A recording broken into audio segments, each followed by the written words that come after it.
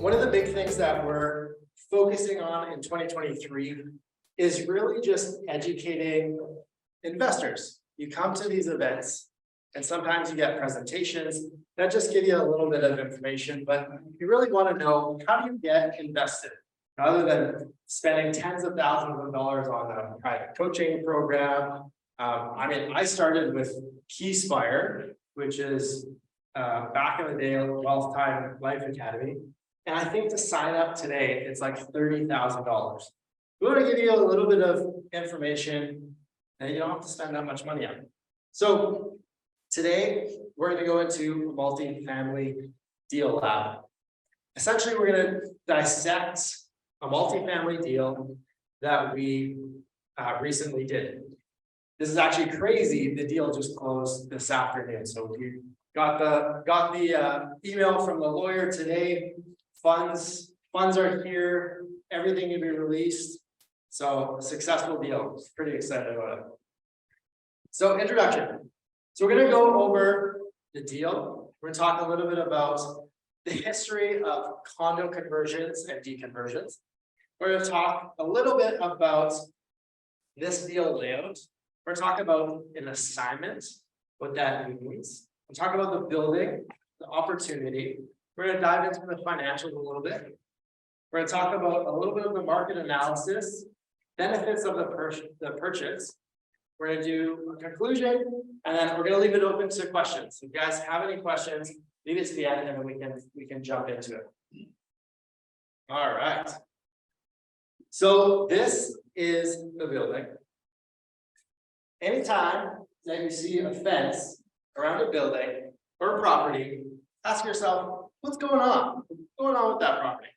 We're going to get into it a little bit later, but essentially what it was a walk-up apartment building with various layers of complexity and a bunch of random things going on. I'm gonna leave the cliffhanger out there, and we're gonna get into some of the condo and strata conversions. So you guys know what's the difference between a kind of a single family or normal title versus a condo title? For you BC folks, so Alberta calls it condo, where BC will call it strata. So that's kind of an interchangeable word that we have. So essentially, the conversion of a rental building to a condominium is a project that involves changing the legal structure of an existing development. It enables an owner to share in the ownership and operation of a residential or commercial complex while having negotiable title to an individual unit. And this is all done under the Condominium Act. So back in the 90s, early 2000s, this was actually a pretty popular strategy that investors would do. They would buy an apartment building, they would go through the process with the city, they would convert everything into individual titles for every unit. The units would get a unit factor, and then they would renovate the building, and then they would sell off to individual owners. Couple reasons why it was pretty successful. Well, usually you would buy the building, and for the price per door that you would get buying the whole building would be less than when you sold it off to individual owners. This was really popular again in the 2000s, into the 06, 07, especially when the market was on fire. We'll actually go back to this one again. A couple other things too that was popular. If you had any options of say you were an investor and you had some capital partners, if you have one apartment building with one title, unless you're refinancing, you can't really pull any money out of that building. So in this situation, you could sell off one or two units, pull some capital out, get rid of that investment partner, just gave you a little bit more flexibility. So condo strata deconversion. So why are people now going back and deconverting this? Well, as people found out, there was a lot of incompetent condo boards. So people who shouldn't be in the position that they are in on the condo boards were making bad decisions for the building. They weren't really doing anything for reserve funds.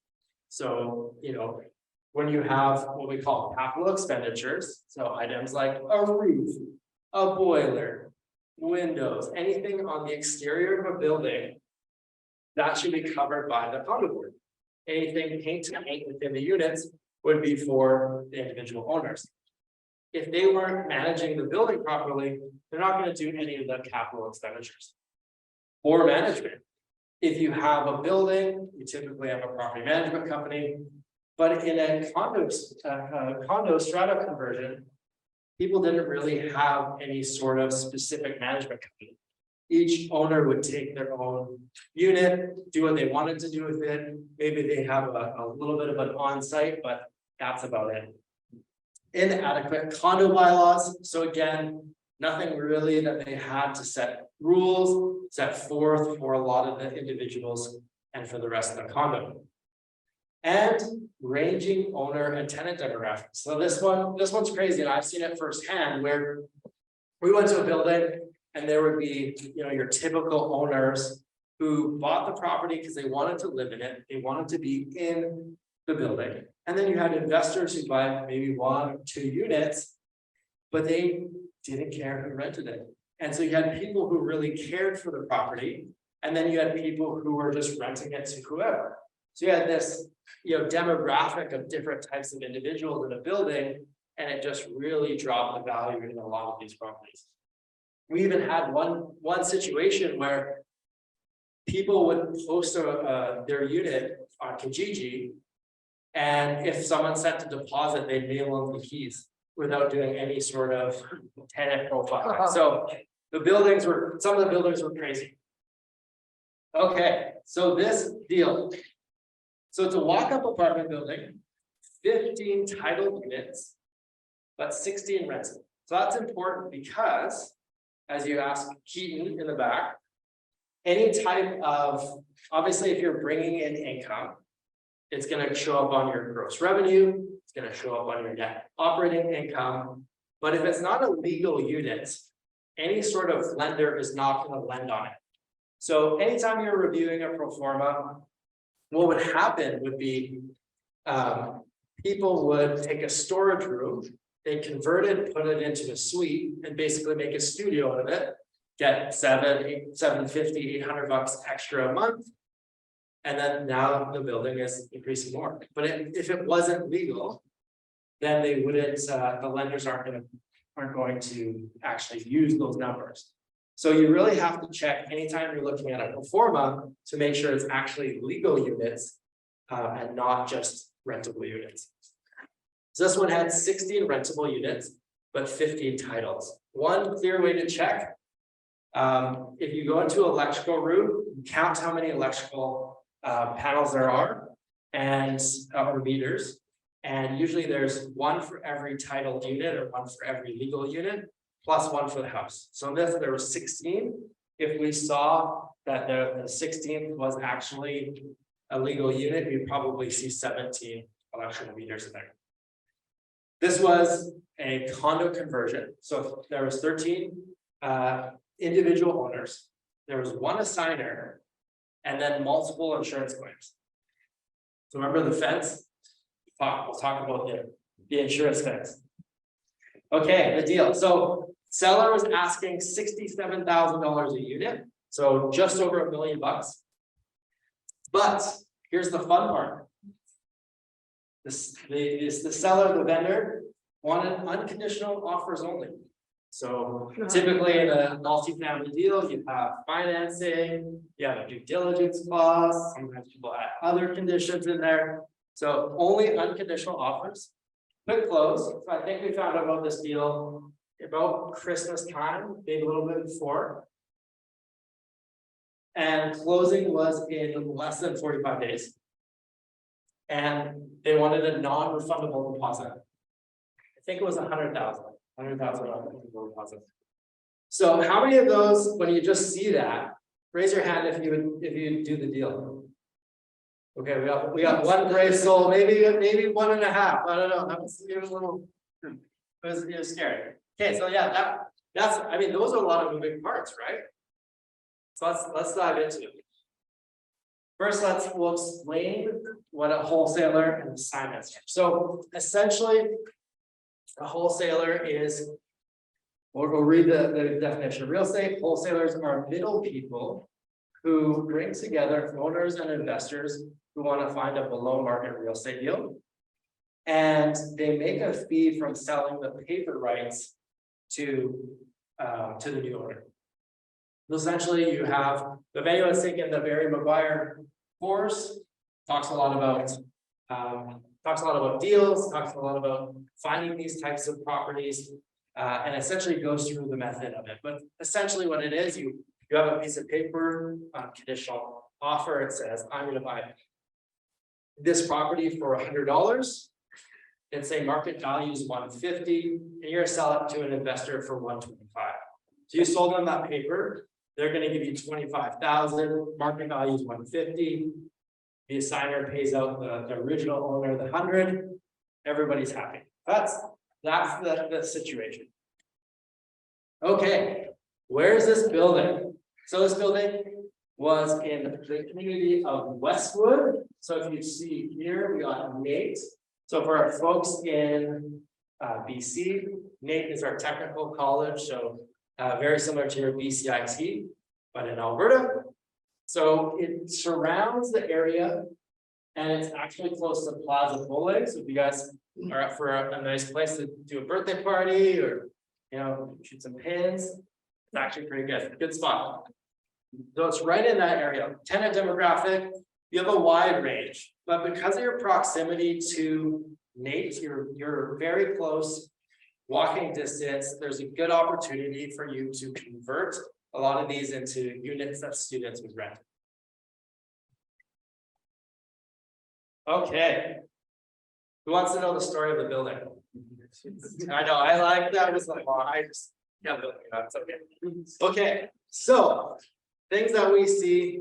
So essentially what happened, so this designer, this wholesaler, what they did is they found an opportunity where a couple owners wanted to sell. They got it under contract, and in the period of them closing on the building, a fire happened. Not only was it a fire, but it was a meth lab explosion. Oh. Yeah, but so we found out two things. One, some shady characters in the building. They were running apparently a meth lab and also a prostitution ring. So crazy stuff. So they had it under contract. Meth lab explodes, and now the sellers want to get out of the deal. They say, you know what? We don't want to sell anymore. We're gonna get an insurance claim. Blah blah blah. We'll deal with it later. Let's just figure it out. And he said, no, we're not going to do that. I'm not going to take your insurance money, but why don't you reduce the price on my contracts? You keep your insurance money and we'll move through with the deal. So everyone was in agreement. 15 contracts later, got them all signed, reduced the price, and we got a half cap. But we take a look at the building, some of the things that we're going to be searching for and looking for. So here's the photo. So we have our first one up here, top right. So that's the exterior photo. We have our back unit. So everything is boarded up. So essentially what happened when the fire happened is it created smoke damage everywhere in the building. And they had to evacuate the whole building and basically made it so nobody else could go back to the building. No residents could come back. Insurance came in, they boarded up the whole place, and that was it. They said, everyone's out. So that's why you see all that up. But we're looking at the positives and what we see in this building. We have some vinyl siding, we have some nice balconies, aluminum railings, it looks like some dirt deck there. So looking past, what most people will look at is what are the positives on this building. Okay, so so I found out about this right around Christmas. It was like during the Christmas break, and I got home from out of town. And I'm like, I gotta go get as many photos as I can of this building. We gotta find a buyer for this. And so I go through the fence. So you see this blue fence, everything's like basically frozen. I found a little slot that I could wiggle my way through. I walk by, this is the back right corner. So the fire happened, the meth lab exploded on the second story, kind of right on that corner. So you walk around the building, you come out front, and there's obviously people taking advantage of a situation that a building is completely empty. People are thinking valuables, copper, whatever they can get their hands on, they will. So you obviously see there's like pry bars in the door, everything's been, opened. So I find the key box, I open the door, it's like 4:45, like sun's starting to come down. I open the door and I walk into the first and second photo. So this is the stairs going down to the unit and the stairs going up. And I'm like, it's dark, there's like smoke damage everywhere, there's some weird alarms going off. So I'm like, should I get murdered today or maybe not? So go up the stairs, I look around, everything is just completely dark. And I'm like, okay, I'll snap like 1 or 2 photos, I won't go too far. And I turn around and I'm like, I should probably have a buddy system. This is probably wise. Maybe I'll turn my sharing location on and tell my wife where I went. But so I decided, okay, I'll come back, do it during like daylight. And so that's what I did. So we're gonna go through some of the photos. So power's off, water's off, heat is off, everything is essentially off. So this is the back door of the building. So everything is boarded up. And we've obviously seen people left pretty fast and it didn't look like they came back. And somebody must have got into the building, rifled through people's stuff. So there's stuff everywhere. We took as many photos as we can. I have a flashlight while I'm taking the photos. And here's the meth lab. This is the Breaking Bad room. So you can see the oven that basically blew up.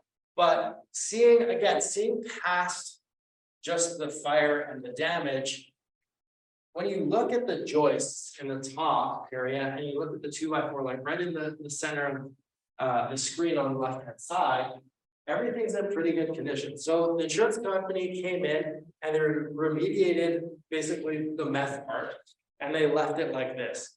So from our quick scan, we saw no real structural damage. And it's basically a full build out at this point, but it wasn't too bad. It wasn't too bad. And from this room, a lot of the fire safety stuff actually did a lot. So only about 2 other units got smoke damage, and most of it was actually contained into this one unit. So obviously that's the scary part, but what are some of the other units look like? So this is actually a photo of one of the 3rd floor units. So we have nice LVP flooring, we have some painted, updated cabinets, we have some stainless steel appliances. This suite, to really get it up to where it needs to go in a rentable condition, is pretty minimal. It's less than 10 grand, probably 5 or 6. Update that vanity and you're good to go.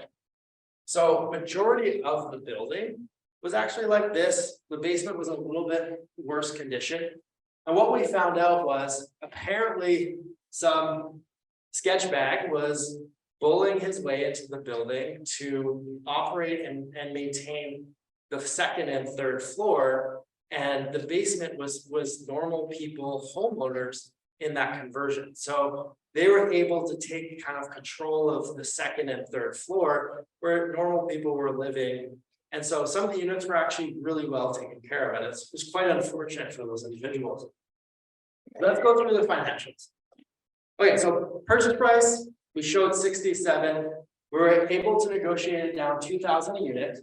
So it ended up selling for $65,000 a unit at a purchase price of $975,000.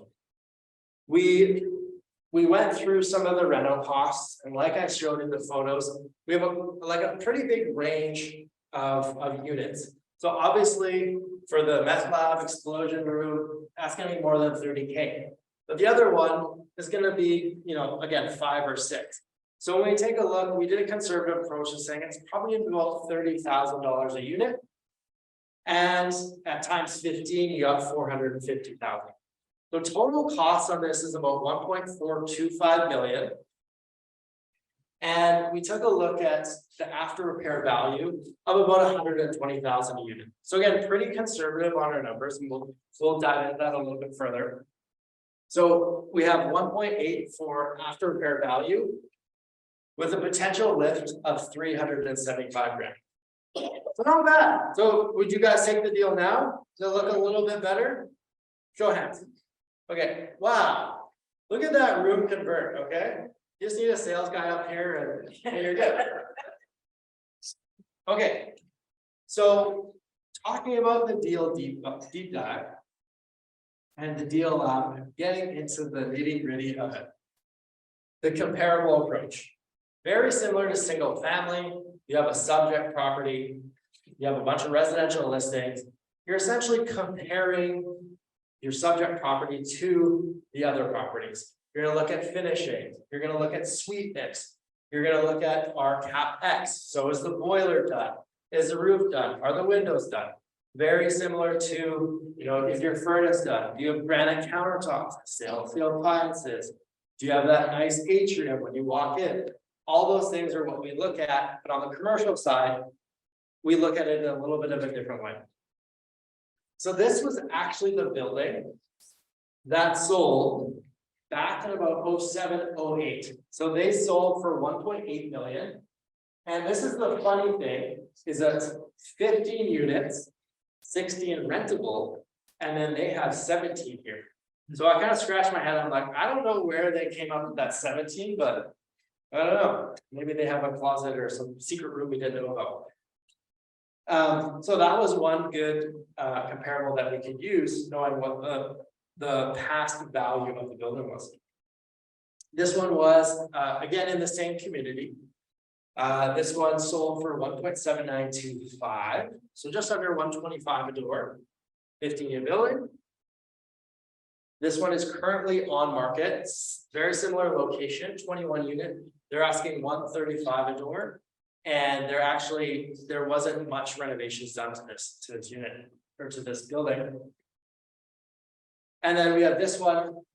This one was a 15-unit as well for 1.875. So we talked about that 120, 125. Again, being extra conservative, we really wanted to make sure that the purchaser was confident and comfortable with the numbers. Next, so this is what's a little bit different from commercial to residential. Typically, when we talk residential, we talk investments, we talk cash flow. When we talk on multifamily, we talk cap rates. So essentially, cap rate, you take your income, you take your operating expenses, that gets you your net operating income. And to get your cap rate, you take your net operating income divided by your purchase price, which will spit out what we call a cap rate or capitalization rate. Basically, it's your performance of your building if you had no mortgage. It's an easy way to kind of understand it. It's what your yield is, essentially. So one of the cool things with commercial is being able to increase the value of your building by increasing your net operating income. So it's one of the ways that we can take an income approach and try to see what a value of a building is going to be. So we had a mortgage broker, CMHC underwriter, take a look at the building, take a look at the numbers. And we talked a little bit about MLI Select in the past, but essentially MLI Select is a program through CMHC. So if you guys are familiar with CMHC, it's the insurance that you get. So on the residential side, anytime that you buy a house with less than 20% down, you pay a CMHC fee. It's essentially the insurance. And so they have huge stuff going on from the commercial side. And one of the big things that they released not too long ago was MLI Select. Essentially, the program for MLI Select was to do a couple of things. Number one was they want to help out with affordable housing. We have a huge issue with affordable housing in a lot of the cities in Canada. So they wanted to encourage people to have nice, safe places for affordable housing. Number two, accessibility. So trying to find, a property or something where somebody can live with a wheelchair or something like that is very challenging. And then last but not least is net zero. You hear about all the government mandates and things that people are trying to get to with carbon, all the net zero stuff. So that's another factor of it. Essentially, you get a point system. More points you get, the changes in your amortization as well as your loan to value. So you can get a loan to value at 95% loan to value, so 5% down, all the way down to 20 to 25. So when you talk about conventional financing on the commercial side, it's usually about 25 to 30%. But when we're looking at multifamily, you can get 5 to 10% down, which is pretty crazy. And as long as a 50-year amortization. So we took a look, we had the mortgage broker underwrite this deal. And so going through the expenses here, the income. So we have everything here. A couple of things that I would say is they added a parking fee. Typically, your parking is going to be included in the rent. The only additional revenue that I would suggest would be having laundry. Laundry income is something that you can add onto your income side. And then we have our vacancy and bad debt. That gets minus down. And we have an effective gross revenue of 176,000. And then we got our total operating expenses. Too small, I can't see them. But basically, we have our effective gross revenue minusing our total operating expenses. And we get a net operating income. Let's see, right there, 101. Okay. So what they're doing is, so they're saying, we get a 4.5 cap. So you can take the difference of the building with the cap rates. So like we said, how do you find a cap rate? You also can use the net operating income and try to find the value of a building based on the cap rate. So you can change the cap rate based on what net operating income you have to see what kind of value you spit out. So here at a net operating income, so you go 101,068 divided by 0.0045 would give you 2.245 million. And this broker said that they should get a loan to value of about 85%. So 15% down, not too bad. So let's get into the valuations. Okay. So talked about the net operating income. So this is where it fluctuates. So CMHC will typically underwrite a building based on where caps are trading and the general area of the building. So this broker said 4.5. It's debatable if they're going to give you that. Being more conservative, you're probably closer to 5 cap. So this is where you see your value change. Okay. So if you cap the net operating income the same, but where the cap rate changed, we have all the way up from 2.5 million all the way down to just over 2 million.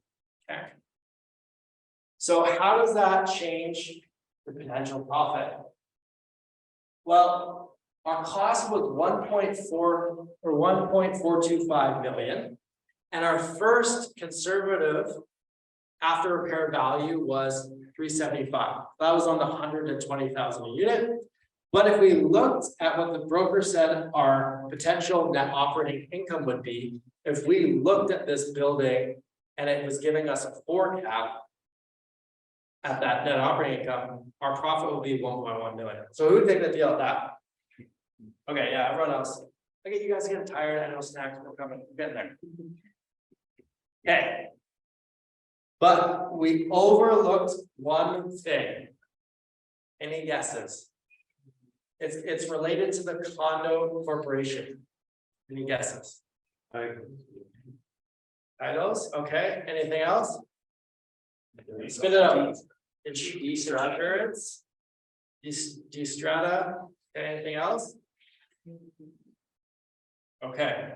So there was a lot of moving parts. I think there was 8 insurance companies, okay, dealing with this.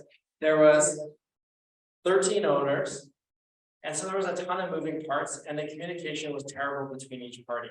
Trying to get a clear answer of what was actually happening was very challenging. So the big thing that we overlooked was the Condo Corp Reserve Fund.